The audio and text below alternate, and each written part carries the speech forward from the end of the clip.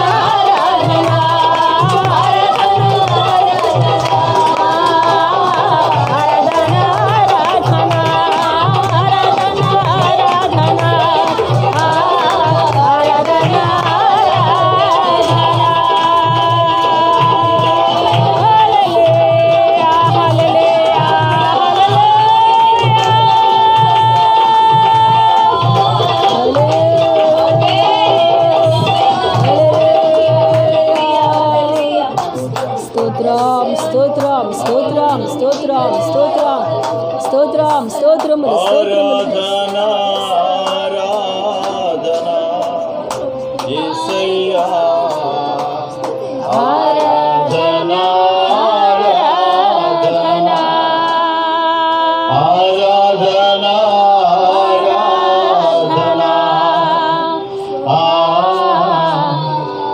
ఆరాధనా ఆరాధనా స్తుతి ఆరాధనా ఆరాధనా నీకే ఆరాధనా స్తుతి ఆరాధనా ఆరాధనా నీకే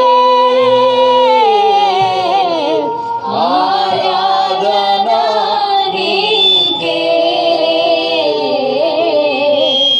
ఆరాధనా నీకే ఆరాధనా నీకే యేసయ్యా ఆరాధనా నీకే ఆరాధనా నీకే యేసయ్యా ఆరాధనా నీకే మహిమ ఘనతకు అర్హుడవు నీవే నా దైవము నిజమే యేసయ్యా మీరే మా దైవము మీరే మా దైవము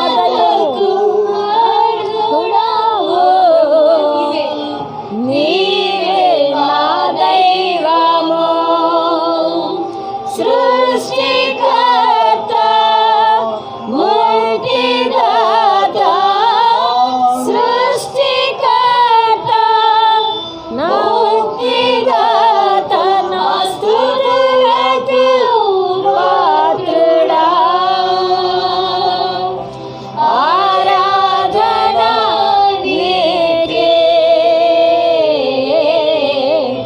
ఆరాధనా నీకే ఆరాధనా నీకే నా యేసయ్యా ఆరాధనా నీకే హల్లెలూయా ఆరాధన మీకే ధనామమునకు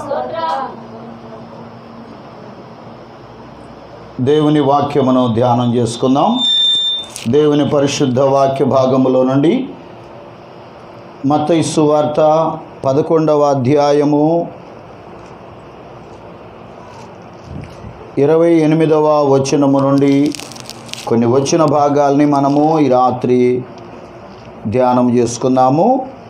మత్తయి సువార్త 11వ అధ్యాయము 28వ వచనము. ప్రయాసపడి భారము మోసుకొనుచున్న సమస్త జనులారా నా యొద్దకు రండి, నేను మీకు విశ్రాంతి కలుగజేతును. నేను సాత్వికుడును చదువు తల్లి గనుక మీ మీద నా కాడి ఎత్తుకొని నా ఎత్తు నేర్చుకొనుడి, అప్పుడు మీ ప్రాణములకు విశ్రాంతి దొరుకును. ఏలయనగా నా కాడి సులువుగాను నా భారము తేలిగ్గాను ఉన్నవి. దేవునికి మహిమ కలుగునుగాక. హల్లెలూయా. ఈ వాక్య భాగములో పరలోకమందున్న దేవుడు భూలోకంలో ఉన్న ప్రజలమైన మన పాపముల పరిహారార్థమై కలువరి శిలువలో మన పాపముల కొరకై ప్రాయశ్చిత్తార్థ బలియాగపు కార్యక్రమాన్ని చేయడానికి ఈ లోకానికి వచ్చాడు. ఆయన ఈ లోకానికి వచ్చినప్పుడు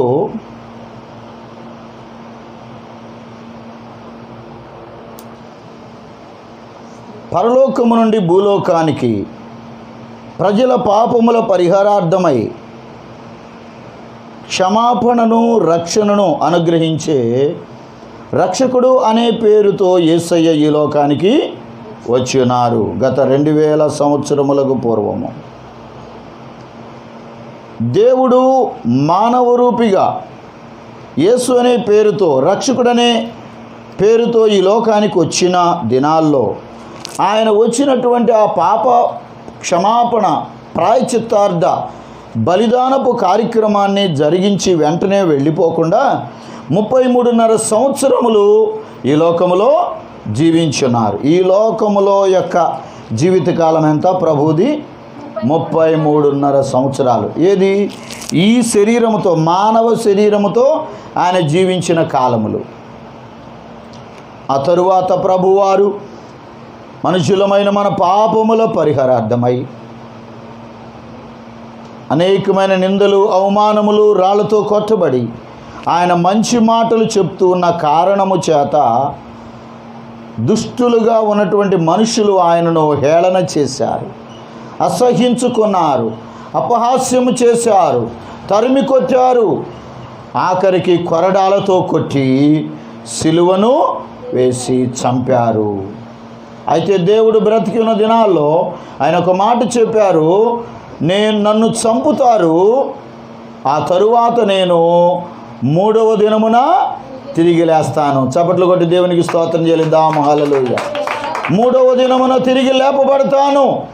ఆ తరువాత నేను పరలోకమునకు, ఏ లోకము నుండి నేను తిరిగి వచ్చానో ఆ పరలోక రాజ్యానికి నేను వెళ్తాను అని ముందుగానే చెప్పాడు. ఆ విధంగా ప్రభువారు 3వ దినమున తిరిగి లేపబడి లేఖనముల ప్రకారము పరలోకమునకు ఆరోహణుడై ఉన్నాడు.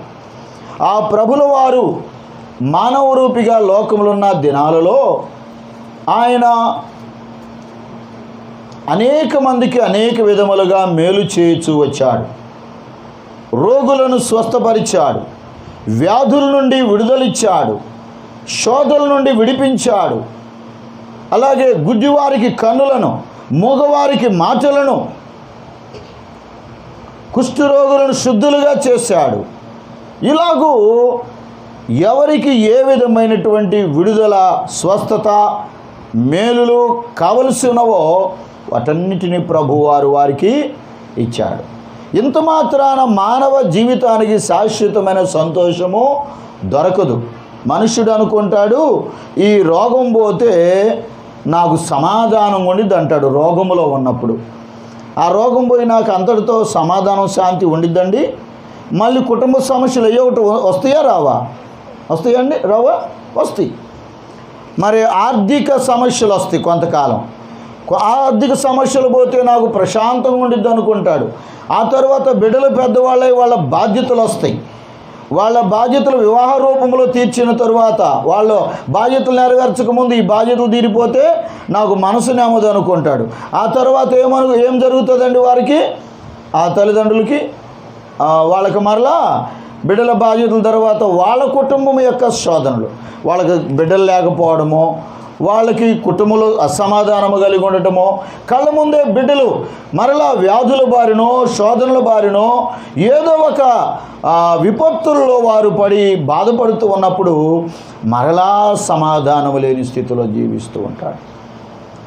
అయితే దేవుడు ఆయన యందు విశ్వాసం ఉంచిన బిడ్డలకు ఒక శాశ్వతమైనటువంటి విడుదలను, సమాధానమును, విశ్రాంతినిస్తూ ఉన్నాడు. అదేమిటంటే ప్రభువునందు విశ్వాసం ఉంచి దేవునిని, యేసు ప్రభు వారిని దేవునిగా, రక్షకునిగా విశ్వాసం ఉంచి పాపులమని గ్రహించి ఆ పాపములు ఒప్పుకొని విడిచిపెట్టినట్లయితే వారు ఎన్ని బాధలు వచ్చినా, ఎన్ని వేదనలు వచ్చినా, ఎన్ని శోధనలు వచ్చినా ఎలా ఉంటారంట?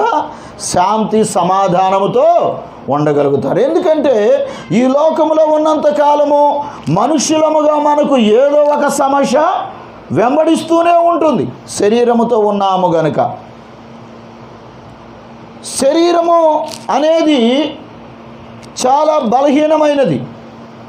ఇది ఏదో ఒక రీతిలో ఈ శరీరానికి మానసికంగా కావచ్చు, శారీరకంగా కావచ్చు, మరి భౌతికంగా కావచ్చు, ప్రకృతి సంబంధముగా ఎన్నో విపత్తులు ఎదుర్కొంటూ ఉంటాడు మనుషుడు. అయితే శాశ్వతమైనటువంటి నిరీక్షణ, శాశ్వతమైనటువంటి ధ్యేయం ఏదో తెలుసుకుంటే వాళ్ళు ధైర్యముగా జీవించగలుగుతారు. ఆమేన్, హల్లెలూయా. శాశ్వతమైన నిరీక్షణ, శాశ్వతమైన సమాధానము, శాశ్వతమైన విడుదల, ప్రశాంతత ఎక్కడ ఉంది అని దేవుని వాక్యం చెప్తుందంటే యేసు ప్రభు వారి యొద్ద. ఆమేన్, హల్లెలూయా. ఎందుకంటే యేసు ప్రభు వారు చెప్తున్నారు ఈ మాటలలో, ప్రయాసపడి భారము మోసుకొనుచున్న సమస్త జనులారా. మనుషులు ఏదో ఒక రీతిలో ఏదో ఒక భారమును కలిగి ఉన్నారు. ఆ భారమును ప్రయాసముతో మరి మోసుకుంటూ వెళ్తున్నారంట.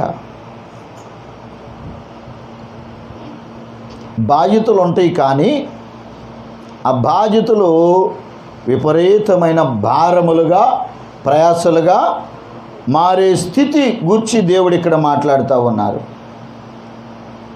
ప్రయాసముతో భారము మోసుకొనుచున్న అంటే మనుషులు తమది కాని బాధ్యతలను కూడా తమకు అవసరమైనంత మట్టుకు కాకుండా మితిమించి, దీన్ని ఏమంటారంటే విపరీతమైనటువంటి వ్యర్థమైనటువంటిది. అందుకే ఒకరోజు యేసయ్య తల్లిదండ్రులు లేని 2 అక్కలు, 1 తమ్ముడు ఉన్న ఇంటికి వెళ్ళాడండి.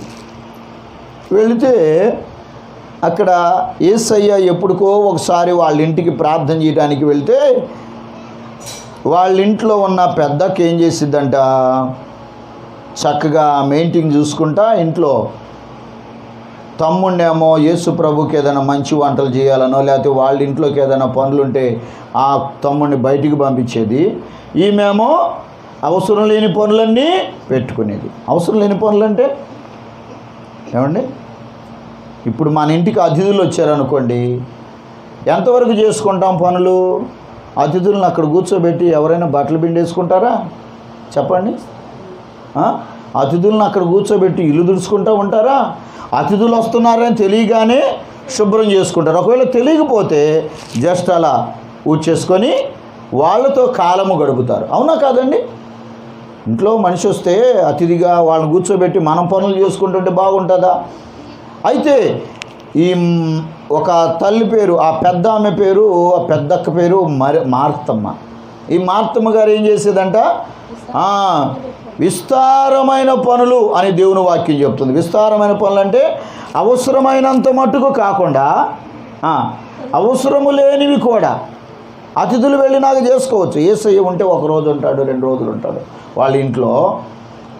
అప్పుడే అన్ని పనులు అయిపోవాలని చెప్పి ఆమె యేసయ్య దగ్గర ఆయన మాటలు వినడము, ఆయన సన్నిధిలో కూర్చొని ఆయన మాటలు వినడము, మేలు కలిగించే మాటలు, విడుదల కలిగించే మాటలు, స్వస్థత కలిగించే మాటలు, ఆశీర్వదించగలిగిన మాటలు, పాపము నుండి విడిపించగలిగిన మాటలు యేసయ్య దగ్గర ఉంటే ఆ మాటల కొరకు సమయము తీసుకోకుండా అవసరము లేనివి, వ్యర్థమైనవి, ఆ సమయమునకు అవసరము లేకుండా ఏవేవో పనులు పెట్టుకుంటా ఉండేదంట. కనుక మనుష్యులు కూడా తమకు అవసరమైనంత మట్టుకు కాకుండా అవసరము లేనటువంటి ఎక్కువ భారములను ఏదో లోకములో సంపాదించాలి విపరీతముగా. వారి కష్టం వరకు కాదు, ఇంకా ఎక్కువగా సంపాదించాలి, ఇంకా ఎక్కువగా నేను ఉన్నత స్థితికి వెళ్ళాలి. ఉన్న స్థితిలో నమ్మకముగా బాధ్యతగా చేసుకునేది వేరు, దానికి వేరుగా అక్రమముగా సంపాదించేది వేరు, అక్రమముగా ప్రయాసపడేది వేరు. వాటి విషయంలో మనిషికి సమాధానం ఉండదు. ప్రియమైన దేవుని బిడలారా, దేవుని వాక్యం చెప్తుంది, ప్రయాసపడి భారము మోసుకొని పోచున్న సమస్త జనులారా. ఎంతో ఎంతో భక్తులు, దావీదు అనబడినటువంటి రాజు ఉన్నాడు. ఆయన ఏ ప్రార్థన చేశాడో వాళ్ళ కుమారుని సొలొమోను గారు కూడా అదే ప్రార్థన చేశారు. ఏం చేశారంటే, రాజులకు ఏదైనా కొరత ఉండిద్దండి, మన ప్రధానమంత్రి గారికి మరి ముఖ్యమంత్రి గారికి జరుగుబాటు లేదంటే ఎవరన్నా నమ్ముతారా? ఎంపీ గారికి ఎమ్మెల్యే గారికి జరుగుబాటు లేదంటే ఎవరన్నా నమ్ముతారా? నమ్మరు కదా. ఎందుకు? వాళ్ళకి ఆల్రెడీ వారు ఇంకా వాళ్ళ ప్రాంతంలో అప్పగించబడిన ప్రజలందరి బాధ్యతలు తీర్చగలిగిన వారు కనుక వారు ఐశ్వర్యముతో నింపబడి ఉంటారు. వారికి తప్పకుండా అవసరం అది. అయితే రాజులైనటువంటి దావీదు భక్తుడు అలాగే వారి కుమారుడైన సొలొమోను భక్తుడు కూడా ఇద్దరు ఒక ప్రార్థన చేశారంట, ప్రభువా ఈ రాజ సంబంధమైన ప్రజలకు కావలసిన నిధులు తప్ప మా కుటుంబానికి మాత్రం ఆహారము వస్త్రాలు ఉంటే చాలు ప్రభు.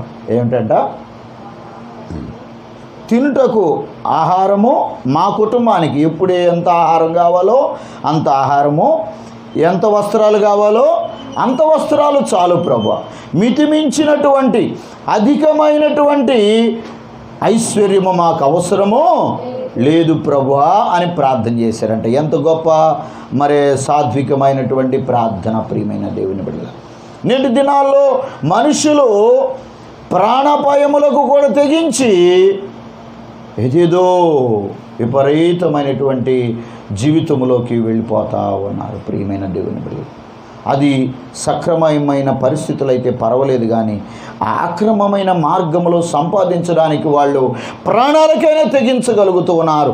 ఆఖరికి ఏ స్థితిలోకి వెళుతున్నారంటే పాపములోకి కూడా వెళ్ళడానికి వాళ్ళు ఇష్టపడుతూ ఉన్నారు. వాళ్ళు చేస్తున్న అక్రమమైనటువంటి ఆ స్థితి, ఆ జీవితము, ఆ సంపాదన పాపముతో కూడినది, పాపమును మూటగట్టుకునేదని తెలిసినా కూడా వారు ఏం చేస్తున్నారంట? ప్రయాసపడి మరి ఎంత ఇబ్బంది అయినా కూడా అక్రమముగా సంపాదించాల్సిందే.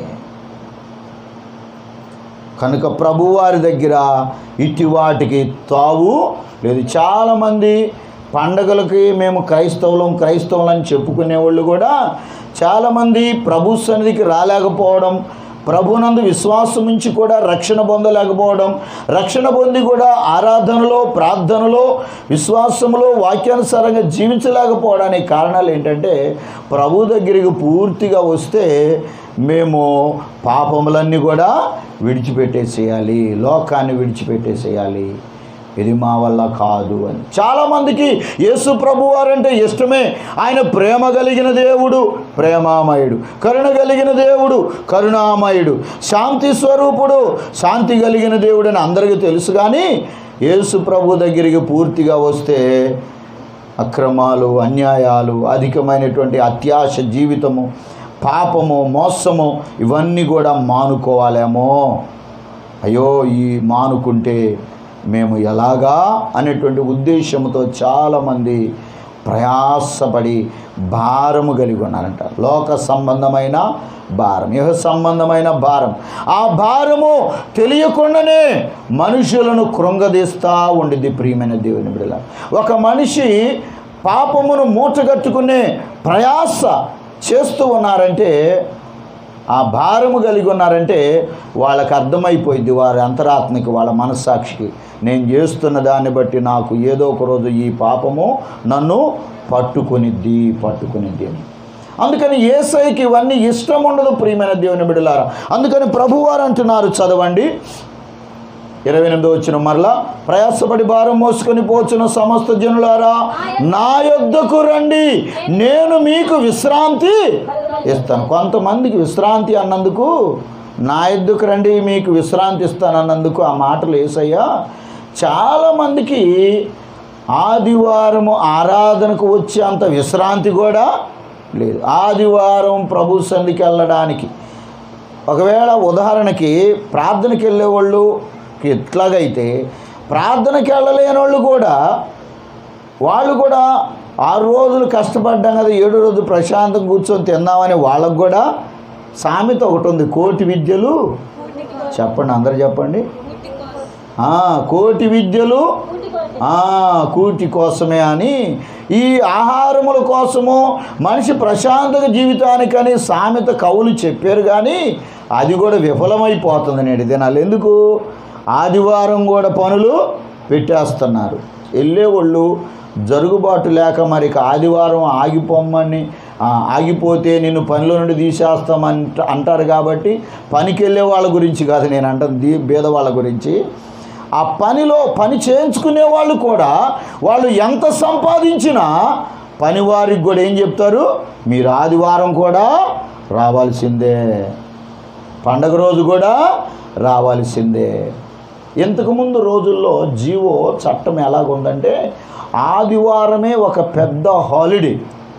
ఇంతకుముందు ఆదివారమే చిన్న హాలిడే కాదు, పెద్ద హాలిడే. ఆదివారం వస్తుందంటే అందరూ చుట్టాల దగ్గరికి వెళ్ళడానికి, లేక చుట్టాలు ఇంకో చోటకి వెళ్ళడానికి చక్కగా ఆ రోజు చికెనో మటన్లో చేపలో తెచ్చుకొని సంతోషంగా పిల్లలతో ఆ రోజు ఇల్లు తుడుచుకుంటే శుభ్రం చేసుకుంటే తింటా అవి తయారు భార్య అవి తయారు చేస్తా భర్త భార్య బిడ్డలు అందరూ సంతోషంగా ఆ రోజు కూర్చొని సంతోషంగా ఆ రోజు ఉండే రోజు ఆదివారం రోజు. ఇంతకుముందు రోజులు ఆదివారం వస్తే పెద్ద పండుగ, ఆదివారమే పెద్ద పండుగ. ఇప్పుడు ఆదివారం అనే మాట అసలు లేనే ఉందండి. ఆదివారము కోసము వెతుకులాడుకుంటా ఉన్నారు. ఆఖరికి ఆదివారం తర్వాత పండుగలకు కూడా అవకాశం లేదు. ఎంత మనుషులు అక్రమమైనటువంటి సంపాద్యములోకి వెళ్తూ ఉన్నారు. ఆఖరికి రాత్రికి విలువనివ్వలేని జీవితం. దేనికండి చెప్పండి? రాత్రి అని ఎందుకు అన్నాను? ఇంతకుముందు పెద్దవాళ్ళు ఎన్నింటికి పడుకునేవాళ్ళు? 7 గంటలకల్లా వంట అయిపోయేది, స్నానాలు చేసేవాళ్ళు, 6 బయట మంచాలు వేసుకొని 8 తినేసి ఒక్కోసారి పండు వెన్నెల్లో కూర్చొని అన్నాలు తినేవాళ్ళు. పండు వెన్నెల్లో అప్పుడు దీపాలు. ఇప్పుడు కరెంట్లు టీవీలు వచ్చినాయి కాబట్టి అర్ధరాత్రి కూడా ఏమైంది ప్రజలకి చెప్పాలి. అర్ధరాత్రి పట్ట పగులు డాష్ పూర్తి చేయండి, మెట్ట మధ్యాహ్నం అయింది. ఏమైంది? పగలేమో 9ంటికి 8ంటికి 10ంటికి లేస్తా ఉన్నారు. 10ంటికి లేచే మహానుభావులు కూడా ఉన్నారు. నైట్ డ్యూటీలు చేసి వచ్చే వాళ్ళ గురించి కాదు నేను అంటుంది. అంటే ఇప్పుడు పగలకి రాత్రికి వ్యత్యాసము లేదు. మనుషులు పగలంతయు శ్రమపడి కష్టపడి రాత్రంతయు విశ్రాంతి తీసుకోవడానికి దేవుడు రాత్రిని చేశాడంట. మనుషులకి రాత్రికే విలువ లేదు. అసలు వారంలో రాత్రిగా భావించుకొని హాలిడేగా భావించుకొని ఆదివారానికి అసలు విలువ లేదు. చూసారా, మనుషులు తమ జీవితాన్ని కూడా ప్రణముగా పెట్టి తమ ఆయుష్ని, ఆరోగ్యాన్ని, సంతోషాన్ని, నెమ్మదిని, శాంతిని కూడా పణముగా పెట్టి మనుషుడు సంపాదించుకుంటానా ఈనాడు నేడు జీవితాలు ఎలా ఉన్నాయంటే అంతుపట్టని వ్యాధులు, అంతుపట్టని రోగాలు, అంతుపట్టని సమస్యలు. నిద్రగాసి వచ్చినప్పుడు వాళ్ళ మనసులో సమాధానంగా సంతోషంగా ఉంటాయండి. రాత్రి 12ంటికి వచ్చి అన్నం తిని పడుకుంటే 12ంటికి పడుకుంటే సీరియల్ చూసో సినిమాలు చూసో 12ంటికి 1 గంటకి తిని పడుకుంటే తెల్లవారి 7:30కో 8ంటికో పొద్దున్నే లెగవలసిన వాళ్ళు 7:30, 8ంటికి, 9ంటికి, 10ంటికి లేచేవాళ్ళు ఉన్నారు కదా షిఫ్ట్ల వారీగా. వీళ్ళు లెగిస్తే వీళ్ళకి సమాధానం ఉండదండి, నెమ్మది ఉండదు హృదయంలో. ఎందుకు? అప్పటికే ఉదయాన్నే లేచిన వాళ్ళు ఉంటారు కదా పక్కన వాళ్ళు అప్పటికే చక్కగా కళ్ళాపిలు కొట్టుకొని ముగ్గులు వేసుకొని చక్క ఇల్లు శుభ్రం చేసుకొని రెడీ అయ్యి డ్యూటీలకు వెళ్ళేవాళ్ళు ఎవరో ఒకళ్ళు ఉంటారు కదా ఆ రోడ్లో, ఆ లైన్లో, ఆ కాలనీలో. వాళ్ళని చూసేసరికి వీళ్ళకి ఎర్రెక్కిపోతూ ఉండేది. వాళ్ళు పొద్దున్నే లేచారు, సంపాదనకు బయలుదేరారు. మేము ఎందుకు ఇప్పుడు దాకా పడుకున్నాం, మేము ఇప్పుడు దాకా లేకపోయాం, ఇంతవరకు టిఫిన్ అవ్వలేదు, ఇంతవరకు టీ అవ్వలేదు. భర్త కూడా నువ్వు లేచి కాఫీ ఇవ్వచ్చు కదా అంటాడు. నీతోనే కదండి నేను కూడా సినిమా చూస్తున్నాను 12 దాకా అంటే ఏమంటాడు? సరేలే కానీ అంట. మరి నువ్వు లేకపోవచ్చు కదా ముందంటే నేను మాత్రం బయట పని చేసుకొని రాలేదా అంటాడు. చూసారా, అంతా లోకములో ప్రశాంతత యేసయ్య అన్న మాటలు. నా యొద్దకు వస్తే మీకు విశ్రాంతి కలుగుతుంది. యేసయ్య నమ్మిన వాళ్ళు, నిజమైన దేవుని బిడ్డలుగా ఉండేవాళ్ళు ఆదివారం 1000 రూపాయలు కూలిస్తానన్నా వెళ్ళరుగాక వెళ్ళరు. మా నాన్నగారు గుంటూరులో మేము సొంత గ్రామంలో ఉన్నప్పుడు మిరగాయల యార్డ్లో మరి మేస్త్రిగా ఉండేవాళ్ళు అయితే రక్షణ పొందిన తరువాత మా నాన్నగారు అడిగాడంట, అయ్యా నేను కూలి వాడికి చేస్తాను అన్నాడంట. ఎందుకు శాంసన్ అంటే నేను యేసు ప్రభుని నమ్ముకున్నాను, ఆదివారం ఖచ్చితంగా పనికి వెళ్ళాలి. నేను మేస్త్రి పని చేయాలంటే 10 మందికి చేత పని చేయించడానికి నేను ముందు రావాలి, అందరికంటే వెనక వెళ్ళాలి అని లెక్కలు చెప్పేసి నేను కూలివాడిగా ఉంటాను.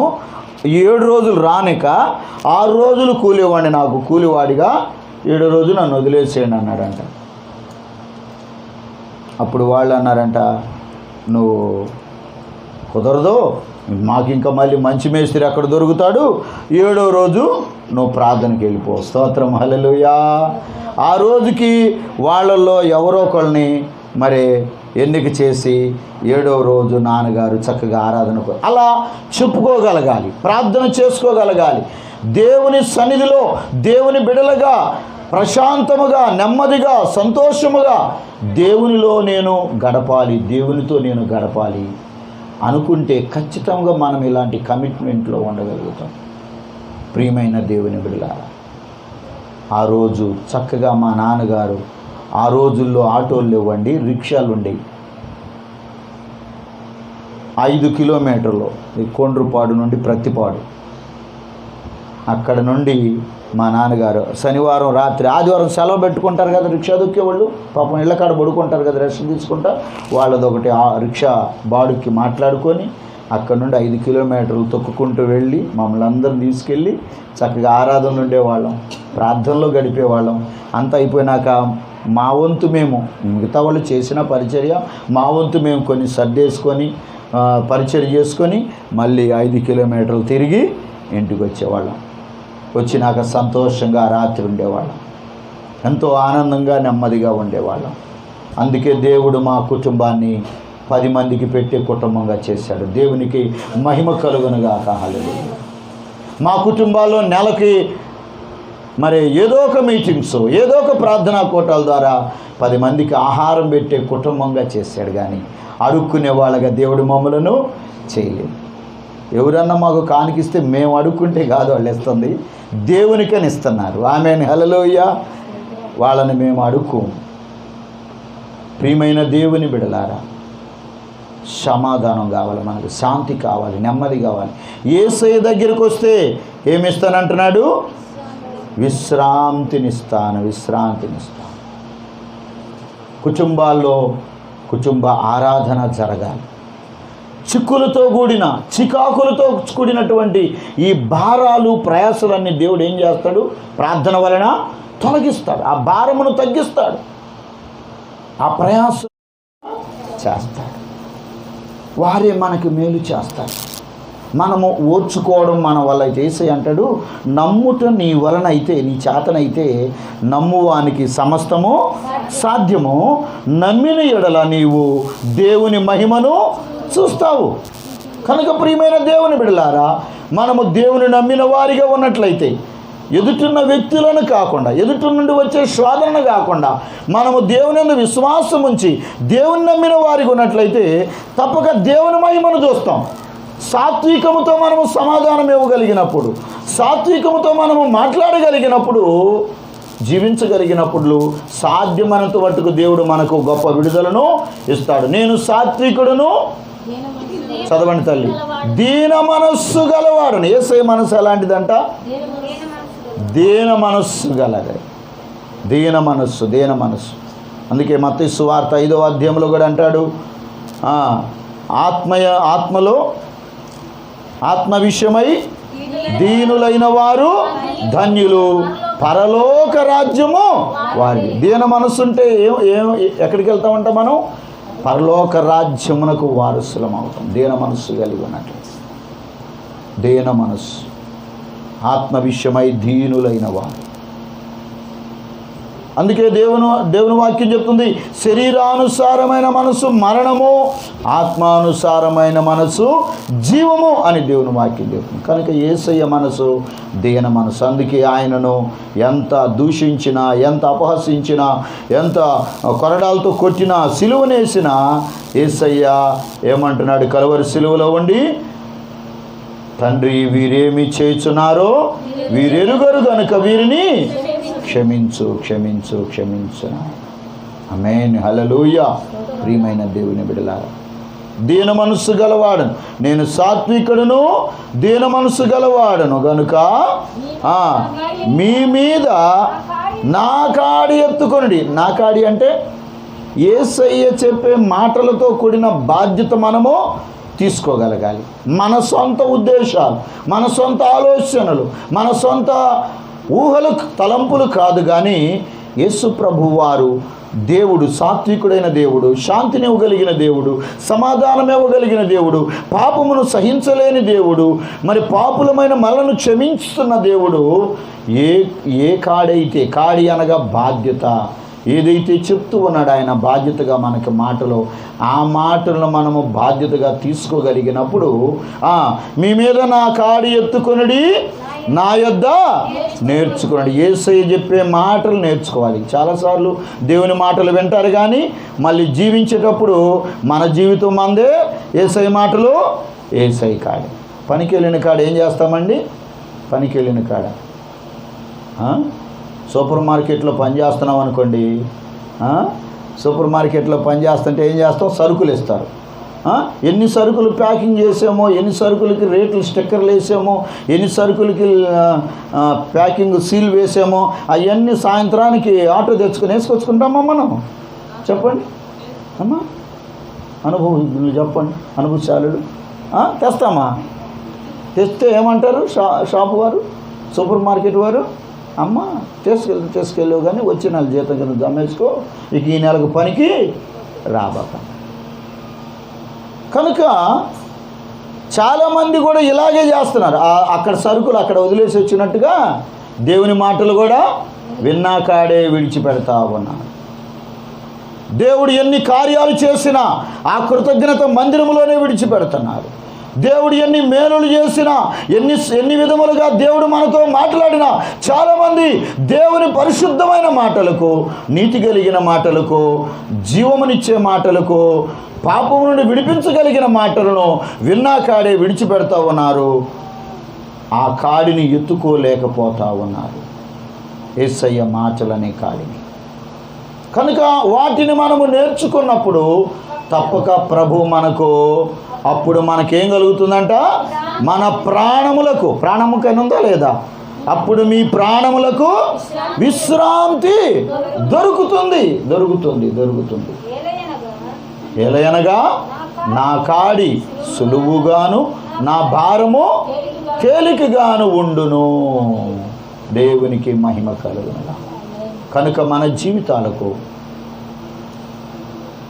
ఆశీర్వాదకరముగా, సమాధానకరముగా, సంతోషముగా, నెమ్మదిని కలిగిస్తూ, పాప భయము లేకుండా, పాప భీతి లేకుండా, మరణము వచ్చినను భయపడినటువంటి ధైర్యము కలిగిన వారిగా, నీతిమంతులుగా తీర్చగలిగే యేసయ్య దగ్గరికి మనం రావాలని ప్రభు పిలుపునిస్తా ఉన్నాడు. అతి పిలుపుకు లోబడదాం. యేసయ్య మాటలు విని ఆయన యొద్దకు వచ్చి ఆయన మాటల ప్రకారము ఆయన కాడిని ఎత్తుకొని హృదయపూర్వకముగా జీవించిన వారెవరూ కూడా వారు సమాధానం లేకుండా జీవించలేదు. అందరూ సమాధానమును పొందారు, మేలులు పొందారు, విడుదల పొందారు, ఆశీర్వదించబడ్డారు, విడుదల పొందారు. ఒక వ్యక్తి అంటున్నాడు, ఓ ప్రభువా, నేను నా పాపములు ఒప్పుకొని విడిచిపెట్టాను, నేను నా ఇంటికి ఆహ్వానించాను, నాకు సమాధానంగా ఉంది, నాకు నెమ్మదిగా ఉంది అంటున్నాడు. ప్రార్థన చేసుకుందాం. దేవుడు తన మాటలు దీవించునుగాక. ప్రియమైన దేవుని బిడలారా, దేవుని సన్నిధిలో ఒకసారి జ్ఞాపకం చేసుకుందాం.